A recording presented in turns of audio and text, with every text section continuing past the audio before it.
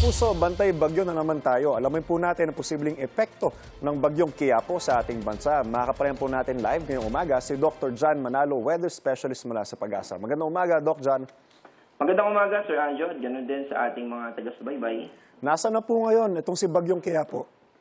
Itong si bagyong Quiapo ay huli nating namataan sa layong 950 kilometers east ng Central Luzon.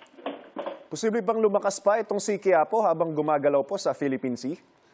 Yes po, hindi natin inaalis yung posibilidad na ito ay umabot ng severe tropical storm. Pero ang most probable ay mananatili ito na tropical storm lamang. Ibig sabihin hanggang signal number 2. May forecast na po ba tayo kung saan posibleng maglandfall itong si Quiapo? Yes po. Base sa ating forecast track, ito ay may posibilidad na maglandfall dito sa isa sa mga islands sa Babuyan. At hindi rin natin inaalis yung posibilidad na umabot o pagbahagya pang bumaba yung track nito ay umabot ng Santa Ana o sa probinsya ng yung mainland Cagayan.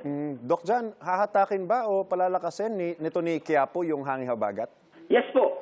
Papalakasin po nito yung hangin habagat pero dahil dun sa hindi ganun kalakas na intensity nito ay may potential din na hindi rin ganun kalakas yung paghila nito sa habagat. Malapit na yung weekend, Doc John, ito yung tanong ng marami. Uulanin ba tayo dito sa Metro Manila at kung uulan man, saan-saang lugar po ito? Bukas po ay inaasahan natin na magiging maulap na dito sa Metro Manila at makakaranas din tayo ng mga potensyal na mga pag-ulan. Lalo na, usually ganitong mga season talaga ay nararanasan natin yung mga thunderstorm lalo na sa hapon or early evening. At mararanasan din ito dito sa Ilocos region, doon sa western part habang inihila nitong si bagyong Quiapo, itong habagat. At sa ngayon, ang epekto po nito ay nakafocus dito sa Mindanao. And then eventually, yung pagitan ng ngayong araw hanggang sa Friday, eventually ay magiging sa Visayas.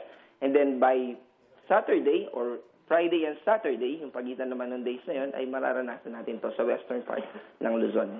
Magandang umaga at maraming salamat po, Dr. John Manalo, Weather Specialist mula sa Pag-asa. Ingat po kayo. Salamat po at ingat po tayo.